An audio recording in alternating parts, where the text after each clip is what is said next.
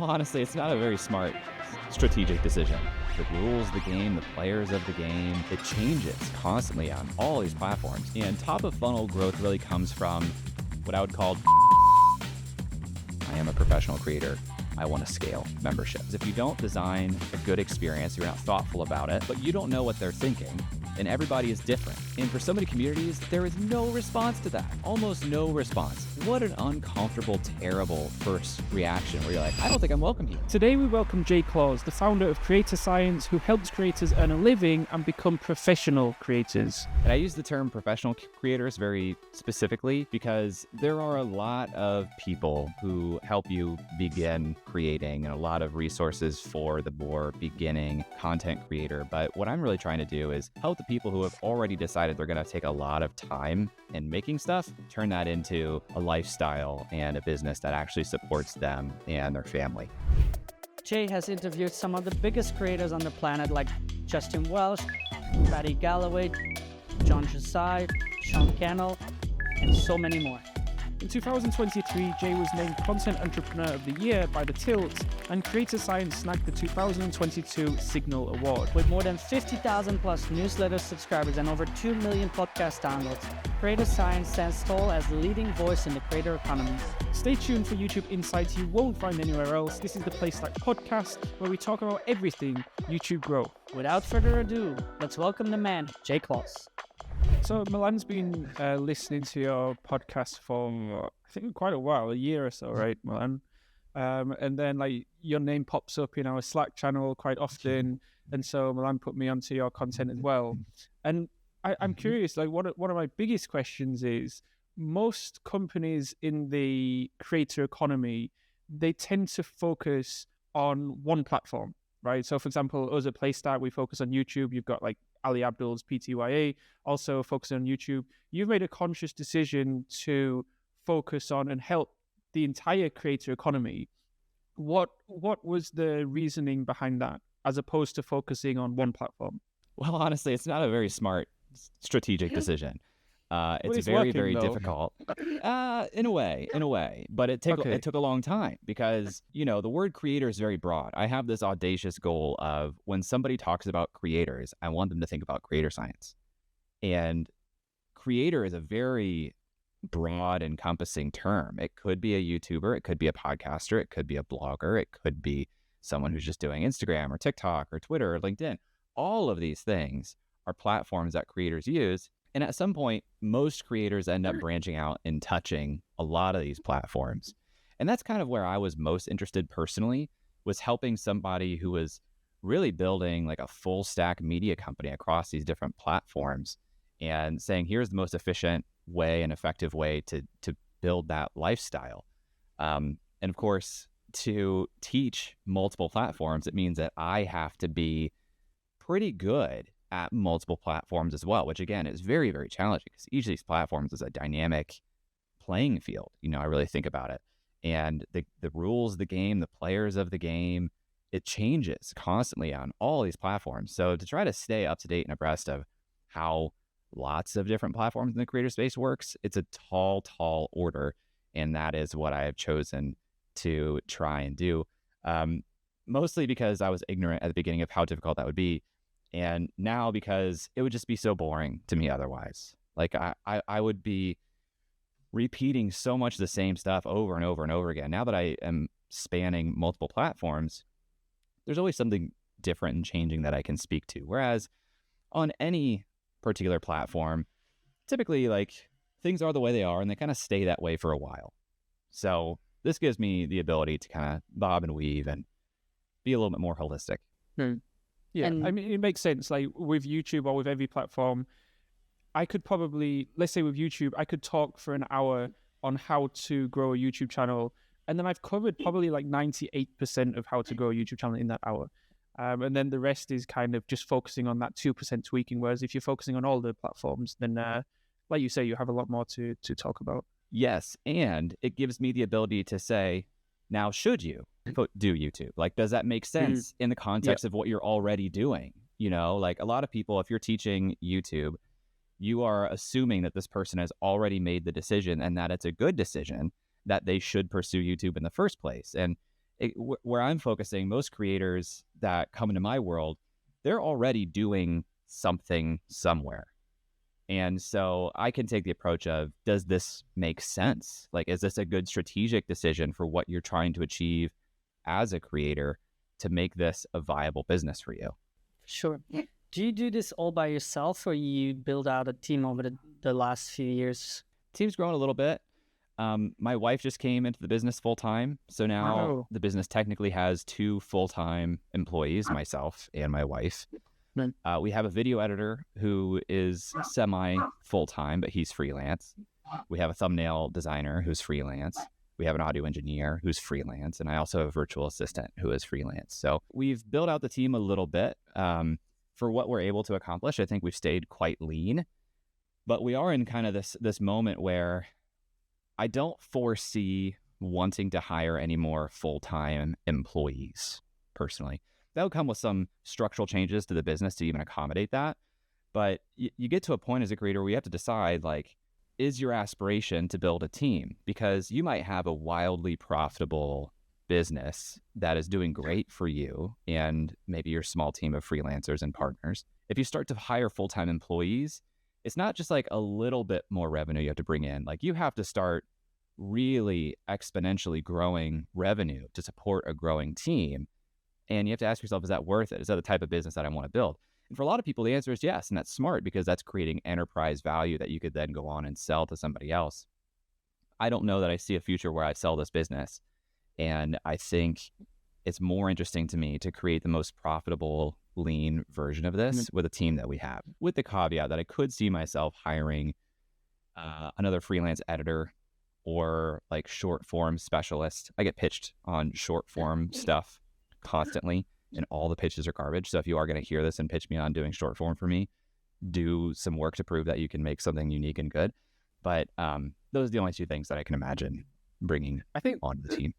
That's a smart way to look at it. Because I, like with me, around 2019, I started selling courses and making a bit of money. And one of the first things I did was like, okay, I need to hire a team. And I hired a team. We had about 15 people. And I realized that I was kind of just hiring for the sake of hiring. And it was it turned into a completely different game, because now I was managing people. And the kind of efficiency went out of the window because I had so many people. And it's interesting because there's been kind of a movement, I guess, on YouTube over the last 2 or 3 weeks with these I'm quitting YouTube videos. And I know quite a few big YouTubers, they also kind of made the same mistake as me, if you can call it a mistake, where they hired a few people and they realized that they're now running a business and they've kind of lost the creativity of creating content. And so then they downsized. So yeah, it's good to see that you're kind of making a conscious decision. And now, like with my own business and also with Playstack, we are very, very, very cautious when hiring full-time. I'm taking some notes over here because I find that a lot of times in these conversations, things emerge that I know and I think about, but I haven't written about. So I'm just taking notes over here of what we're talking about, because this is something that I've been thinking about a lot lately. Yeah, there's a point. You get to a point as a creator where you just start taking steps in directions where you think that's the next step. It's like a performative milestone. I see this in a lot of my peers right now. They think, well, the next step for me is to sign a book deal. And they sign a book deal and they start writing a book. And a lot of times they don't even have a book that they want to write. They just think that this is the next step of what I should do. And hiring is another one of those performative milestones a lot of times where it's like, this is probably the wrong language, but this is just what I should do at this stage. And, you know, a lot of what I teach and a lot of the way my brain works is just examining all assumptions and saying, is this true? You know, is this really the thing I should do next, need to do next, want to do next? Because the beauty of what we're doing here as creators building our own businesses is that we have total autonomy and complete agency over the decisions that we make and how we decide to design our businesses. And a lot of times I find that we just kind of get into these grooves of following a roadmap that wasn't necessarily made for us.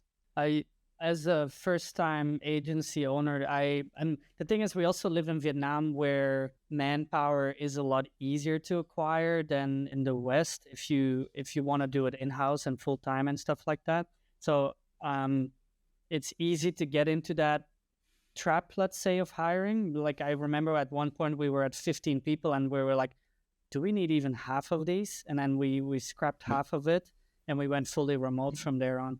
But from my personal standpoint, like in the beginning, it was like kind of like a ego boost to be able to hire someone and thinking that would help you out. And also like, oh yeah, I got an editor now. And like, it's just that it's a mindset thing as well, where you're like, one way you say, yes, that it should be this the next step, or is like, this sounds nice to be or to own, right?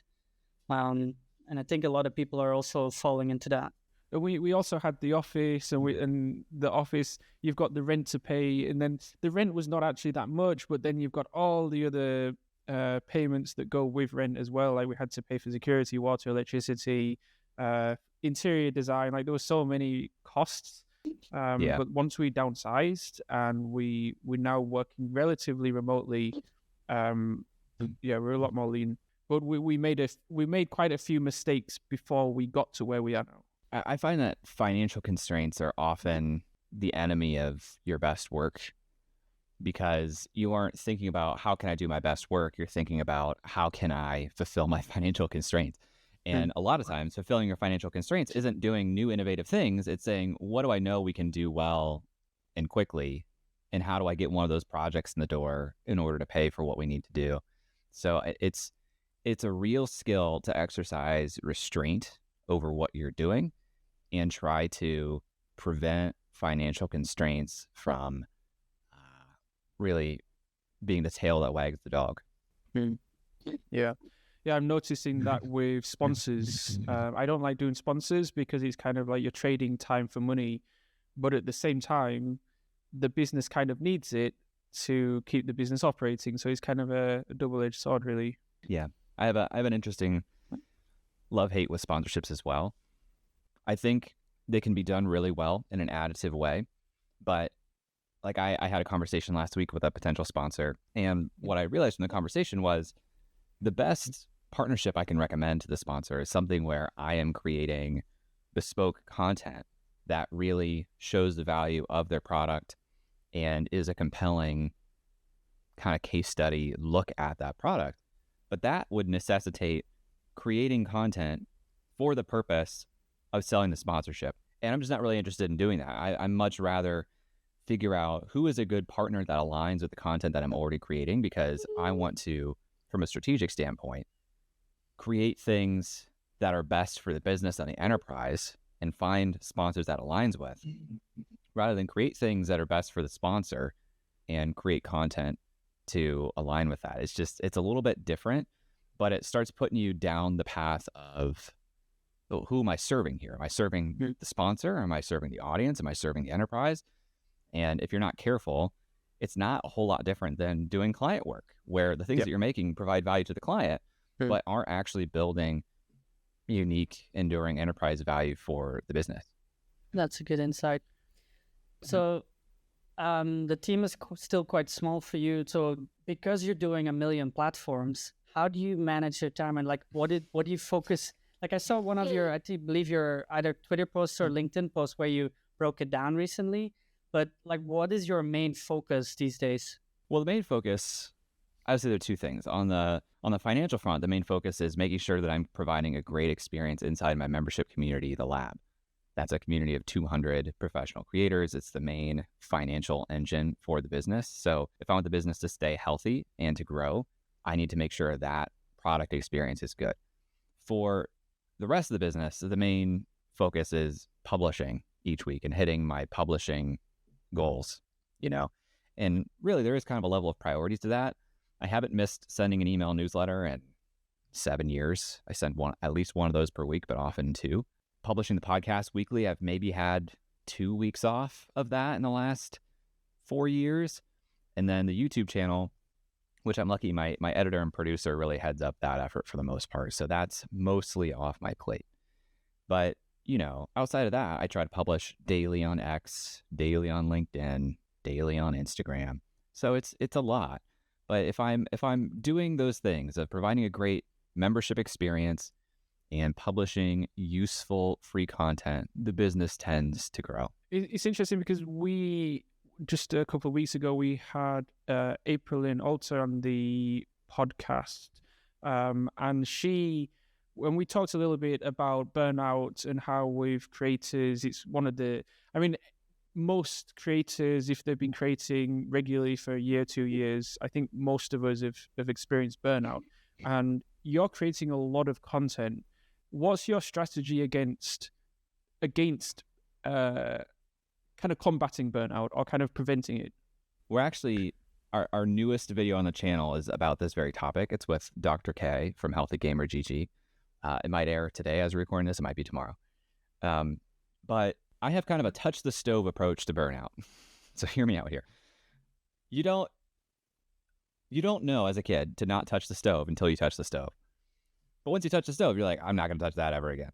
So that's kind of what burnout has been for me, is at times I touch the stove and I'm like, oh, that's where burnout exists. That's what it feels like to be pushing myself too hard. And then I kind of calibrate.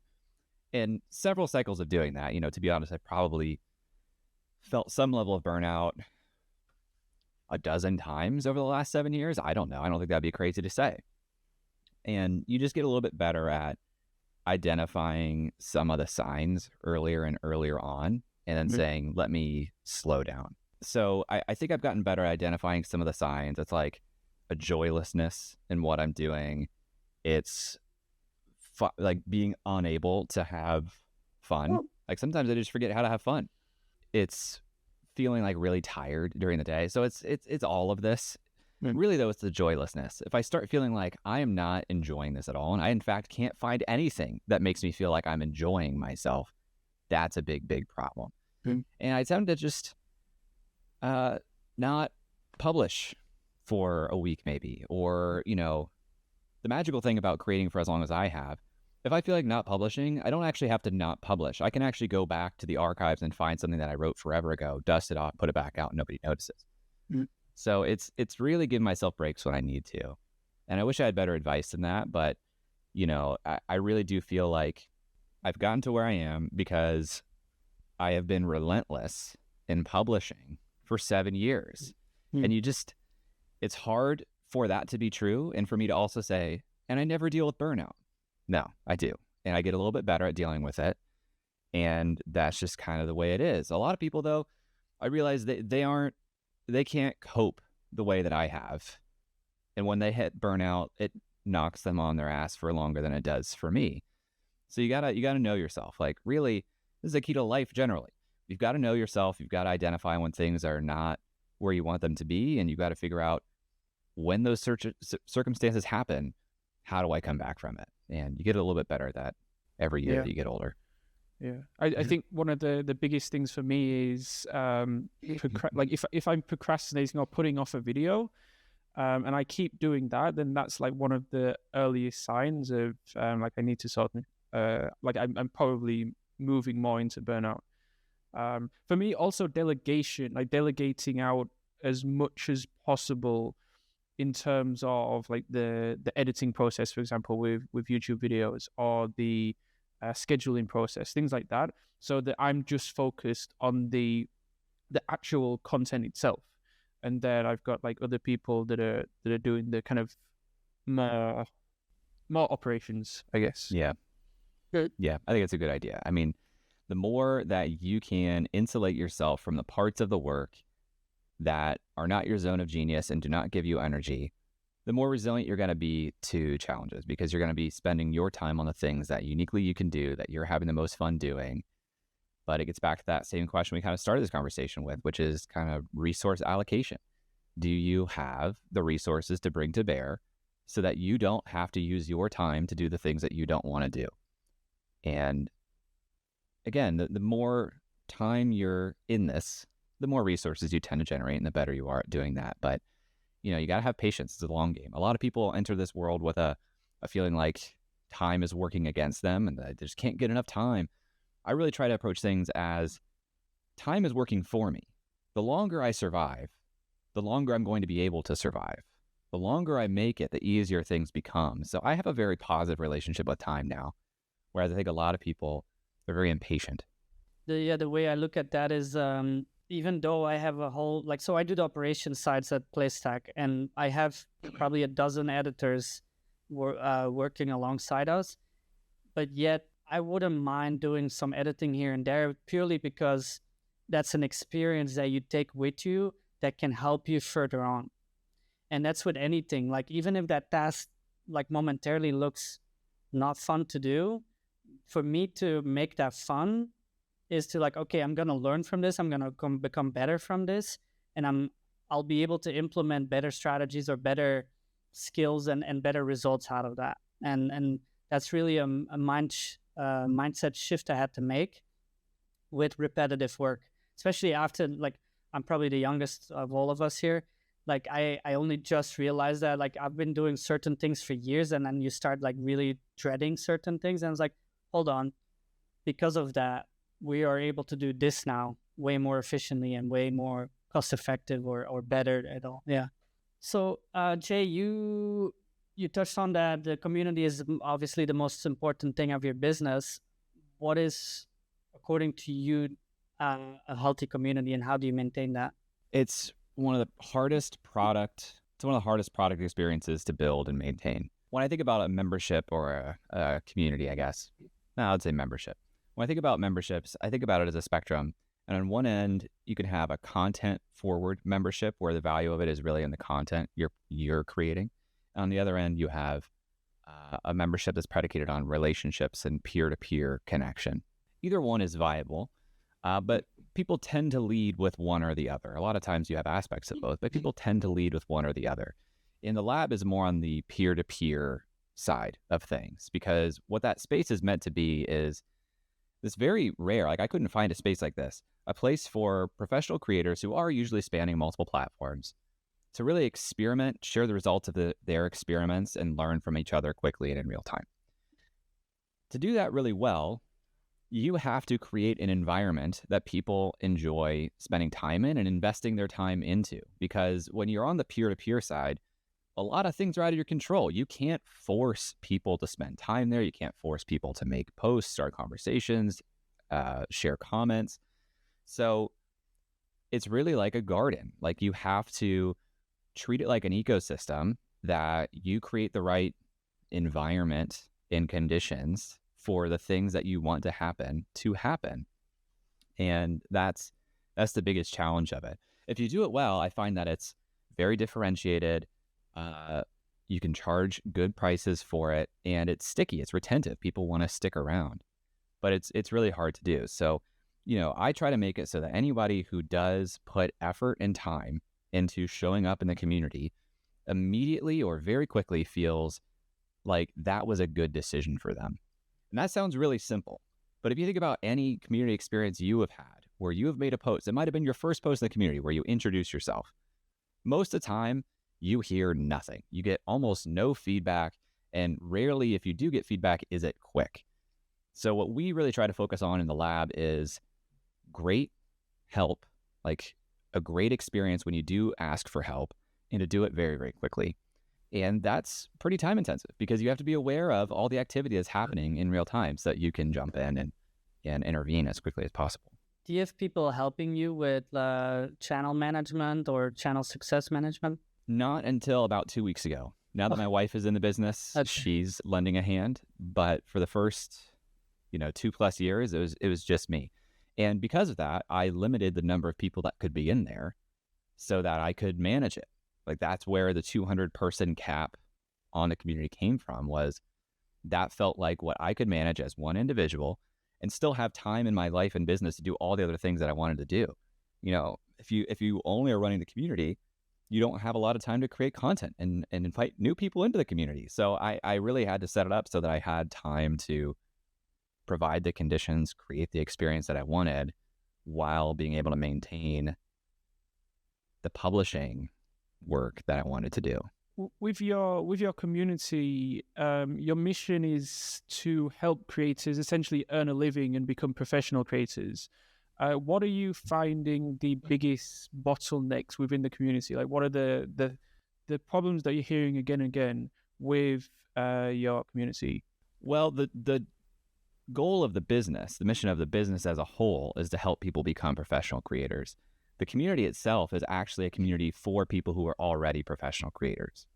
So the folks that kind of make the cut and get invited into there now, they're usually, if they're not supporting themselves from the business, they have the ability that they could, you know? So for that group of people, it's very nuanced, technical, contextual things. And it's really about like trends and the culture. Like it's very much at the edge. It's not the basic blocking and tackling as much. For the rest of the business, the rest of the content, people getting started, it's a lot of stuff to you or I might seem like basic blocking or tackling, but to them, it's very, very overwhelming. Like if you're coming in new as a creator, you don't even know where you should be creating. Like, what is the strategy here? What do I create? What's the difference between creating on TikTok versus writing an email newsletter? Shouldn't I just pick the one that I want to do the most and they're the same thing? And actually, email versus TikTok, there's a lot of structural differences that can have a meaningful impact on the business as a whole. So for folks who are getting started, it's really providing some clarity and helping to give them a basic step-by-step, and hopefully along the way also explaining why this is the step that I recommend. Because if you put yourself in their shoes, it's very difficult to understand the differences between platforms, why I would choose one over the other, why I shouldn't do all of them to start. It's just stuff that you and I know like the back of our hand at this point, but for a lot of people, it's new to them. Okay, so if somebody starting out, they finally decide on a platform they want to create them and basically generate traffic. Obviously, the niche is very deciding as well of how they're going to monetize eventually. But what is, according to you, the most straightforward path of monetization as a creator to sustain themselves? I think about monetization as two buckets. You have direct monetization, which is my transactions, the value that I capture as a creator is just between the audience and I. The people that I'm serving, they are the ones that are funding the business backwards. Then there's indirect revenue, which is a third party in the middle of that transaction. Sponsorship, affiliates, basically saying, I've created value in the trust and relationships I have with my audience. I'm going to benefit a third party with that value. Are you going to benefit a third party or are you going to benefit the business itself? So I recommend creators first plan for their direct revenue plan because that is much more in your control. It's much more resilient to market and economic changes. So what I recommend to folks is begin with one-on-one services in some way, because the fastest way for you to generate meaningful revenue with the fewest number of customers is by selling your time. And, you know, you may hear that and think, okay, I'm freelancing again. Maybe, or maybe you are publishing content that positions you as an authority on some topic and people would just pay you for an hour of your time and your insight. That's true for a lot of people. If you start publishing and you start to build a name as someone who really knows X or is really good at Y, there are going to be people in your audience who respect your perspective and would love to pay for some of your time to get your perspective on their situation. So selling your time is step number one. From there, you can start to see patterns. Like, okay, the people that are coming to me that I'm selling my time to, my insight, my expertise, what are the patterns that are coming across this? What are people really asking me? Or even in the comments, like what are people constantly asking me? Patterns are an opportunity to productize.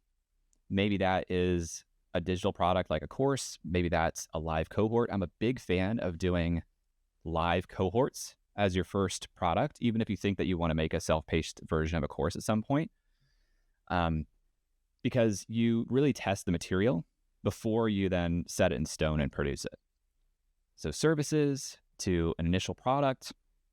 At this point, you might even have sponsorship interests to start to integrate into whatever it is that you're publishing, because your audience is the audience of what this product or service the sponsor wants as well. So if you do that, you suddenly very quickly have 3 revenue streams that are not really conflicting. You have the services, like the one-on-one time, you have the product, you have sponsorship.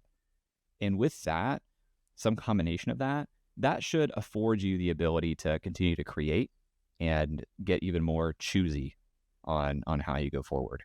So speaking of monetization, Milan and I have been looking into funnels a lot more the last month. And at the end of the day, like, social media itself is not necessarily a business. Social media, we're creating free content because in many ways it's the top of the funnel. So what does your funnel look like in terms of, you've got the social media, maybe you've got lead magnets, then maybe you've got a lower ticket offer, maybe you've got an email sequence, you've got a newsletter. What does your funnel look like? Mm-hmm. So you have top of funnel, which is basically all the attention you've been able to attract to your work. And top of funnel growth really comes from what I would call discovery platforms. The platforms you create on that have a built-in discovery mechanism, they have an algorithm. Social media, YouTube, Google search, those are what I would call discovery platforms. That's where you're getting new people into your world. Then I try to move people into what I call my relationship platforms. That's my podcast, and that's my email newsletter. Those platforms are a direct line of communication to your audience. You're not piggybacking on the habit of somebody checking Twitter or whatever the app is, and you happen to be there. That is someone saying, I want more from you, and I want that to be delivered to me reliably. There's no algorithm deciding, is this for you or not for you? Is this going to show up in the feed of the people who chose to follow you? Email and podcasts will show up in their feed for as long as they would like to subscribe to it. Once people get to the world of email for me, I start to ask questions and gather information about their business. And I do that mostly on page. If you go to creatorscience.com, you can kind of see this in action. A lot of people come into my world through my free email course, which is like a 7-day crash course on how to actually make a living doing this. It's at creatorscience.com/course. But whether you land on the website or you go through that course, I'm going to start asking questions. And if you answer those questions, it saves to your email record. And I make a specific pitch to you on the best product that I offer for you based on those responses. From there, whether they purchase that product or not, they're going to be hearing from me reliably on a weekly basis through email and or through the podcast. And time to time, I will pitch some other product or some existing product. The people who are the most advanced in the audience and most sophisticated, they hear me talk about the lab, the membership community for professional creators. They find their way there. They put themselves on the wait list, and some of those get into the community. That's pretty much it. Most of my monetization comes from the community, which is for the most part capped. We're going to let in a few more people in the next couple of months. But really, it's like digital product sales that happen through that automated question and pitching mechanism. How do you see, like, is this the current form of your business? Is that the end form, or are you either going to scale it, or are you going to attach a new arm to it, or what does it look like? Nothing is ever done. For as long as I'll be running it, like there's no end form. What I've realized through data, because I've asked now tens of thousands of people who have come through this funnel, if you want to call it that, where I've asked questions, I know that the vast majority of them are in the earlier stages. They are not even qualified to join the lab, which is like my best product.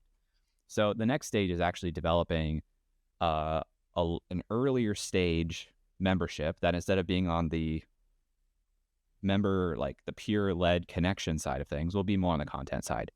So right now we're developing 2 new products. One of them is a templatized version of my Notion setup so that people can just kind of plug and play and manage their business through Notion the way that I do. The second is a content forward educational membership for people who are trying to get to the point where they're actually earning money from their content. And then I think from there, it's really just going to be like, that's going to be the product suite. You have the template, the Notion workplace, you have the I'm trying to become a professional creator membership, and then you have the I am a professional creator, I want to scale membership. Cool. So you've been building a community for a few years. What are the kind of biggest takeaways? Because I'd imagine when you started the community, it looks very different today than it did when you first started. So what, along that journey, can you walk us along that journey and kind of just let us know the obstacles and the obstacles that you had to kind of overcome and the things that you learned from scaling that membership? I think more things have been the same than have changed, to be honest. But that's because before I launched this membership, I had built another community for 4 years. That community was acquired by Pat Flynn and Smart Passive Income. I built community for Pat for a year. So I had a lot of practice at this before I built this specific membership. Some things that I like to point out for folks is onboarding matters a lot. The bar is actually very, very low for the initial experience of joining a membership. We're seeing like this big push right now behind this platform School because Hormozy invested in it, and people are like, oh, you could just put a membership up. And there are so many creators who have an audience who are going to find School or some other platform. I prefer Circle. And they're going to say, I have an audience. This tool lets me build a community. I'm just going to smash the two together. Magic will happen. I'll have recurring revenue like a software product. And that will work for probably about 3 to 4 months. And then most people will churn out. Because if you don't design a good experience, you're not thoughtful about it, you're going to have high churn. Because unlike SaaS, there isn't really like this continuously useful utility in a membership if you don't set it up well. Like a software product, it serves a specific purpose. That's why you bought it in the first place.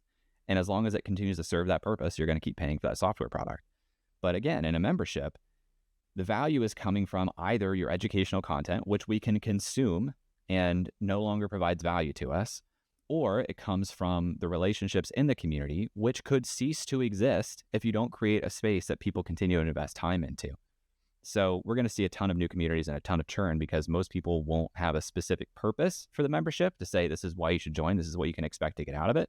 And they also will have really terrible onboarding where once I join, I don't know how I should engage with this thing and participate to successfully get the thing you have promised me or not promised me in the case of a lot of these communities. So onboarding and having a clear expectation set for what I'm going to get out of this and how I need to participate in order for that to be true is where most communities fall flat immediately. Yeah. Like as you mentioned, you've got community, or you've got platforms like, for example, School that's just popping up, or has been kind of growing quite rapidly over the last year or so. The downside to the free communities are that you don't have necessarily that onboarding, that hands-on onboarding experience. So could you kind of loosely go through what an onboarding experience with your community looks like? Well, the most important thing is to set an expectation up front. Because again, if you don't tell your audience, here's a community and here's why you should join it, here's what you should expect to get out of it, they will fill that open loop with an assumption of their own. They'll say, I'm going to join this community because I think I'm going to get this out of it.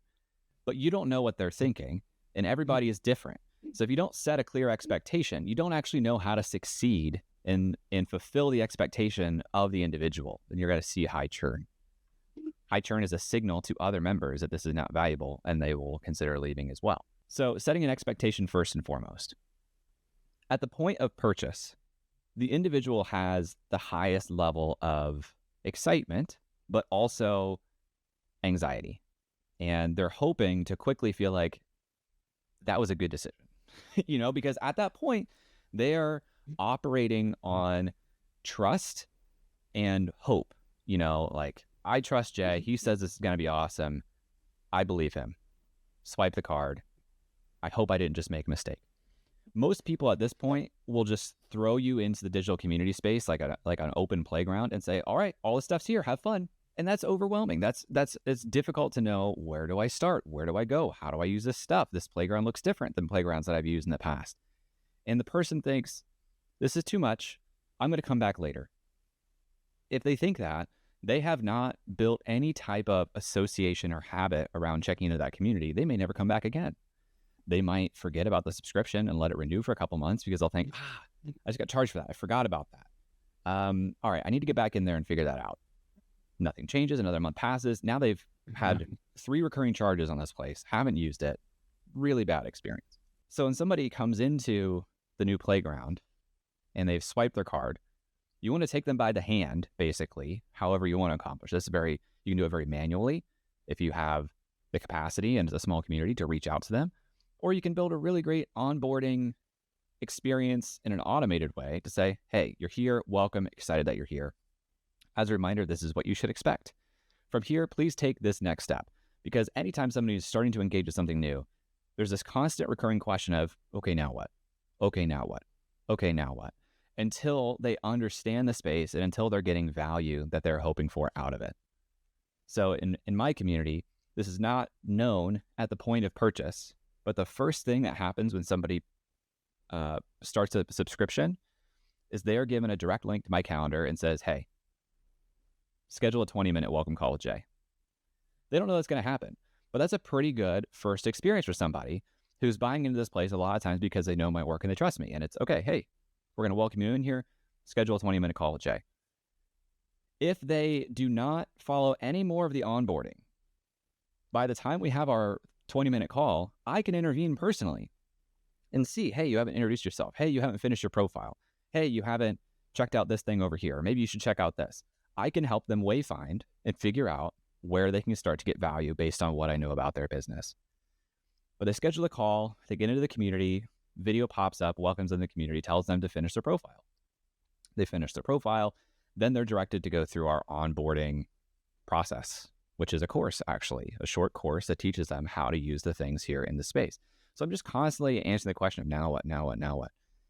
If and when they introduce themselves, they'll go into the introduction space. They'll see that basically everyone in the community introduces themselves in video. We built this great culture where you see like, oh, it just seems like everybody here introduces themselves in video, which makes a very personal connection to other people here. And then quickly, after they introduce themselves, I'm jumping in there with a video of my own, welcoming them personally. Other people see it, other people welcome them. So it's just making the experience different and very step by step. And the more that you can think of any product really as like this conveyor belt, if you can say, I know what the person wants, all they need to do is step onto this conveyor belt, and I'm going to take them step by step all the way to the goal. That is a winning formula. But you have to build a conveyor belt, and then you tell people to step on it. A lot of people sell the idea of a conveyor belt, and people step on it, but it's not moving yet. So it doesn't actually get them to where they're going. So you got to kind of build that experience first. That's actually, thank you for that. That's really insightful. Especially like we also run a mastermind similar to you, but a different audience. And I think we can fine tune a lot, knowing all of this more and more. I mean, it's like it's always in the back of your mind, especially as an agency, you know that all of this is very important, but to put that in practice and the consistency as well, like you can do that for one or two people if it's not automated or not a practice, and it's very hard. I see a lot of communities that are very good at getting people to introduce themselves, which is a win. But put yourself in the shoes of the new member. You've just paid a bunch of money. You have peak anxiety. You get over that and say, okay, I will introduce myself. You spend 10 minutes crafting this message or recording a video that's very vulnerable that you're going to put in front of a group of strangers. And then you sit down and say, I hope people like me. And for so many communities, there is no response to that. Almost no response. What an uncomfortable, terrible first reaction where you're like, I don't think I'm welcome here. One more question that I want to ask for sure is like I know the creator economy is a very broad term. Mm-hmm. And I have some of my visions and Mike has some of his visions on this, but where do you see this all going? Like people are quitting left, right, and center on YouTube. School and communities are becoming big. AI, obviously, we haven't even touched on AI. What is a big topic in the creator space as well? What biggest trends do you see happening, like especially now in 2024? Well, we're going to see a lot more content generally because of the amount of like what you can do with AI.